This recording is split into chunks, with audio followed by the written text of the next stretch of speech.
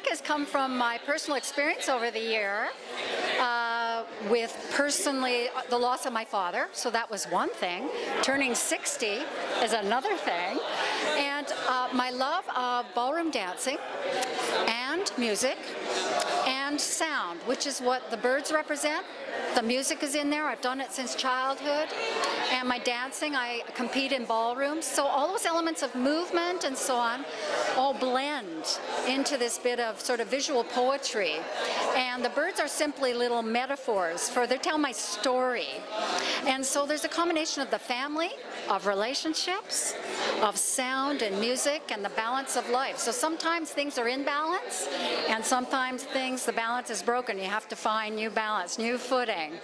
And I do all my work with pastel, so it's not so usual. It's dry pigment, and I work with my hands, and I create all my work with, my hands are right on my surface, so it's very tactile.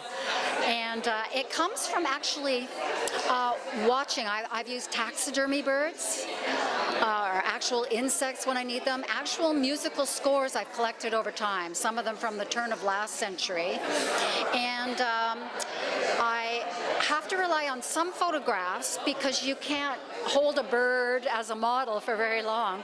But my cat and I watch birds by the hour as they do all of their little movements.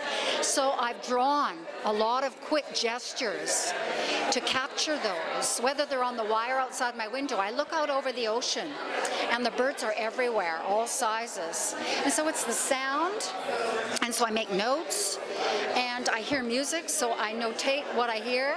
And all of the pieces are titled after musical definitions, terminology.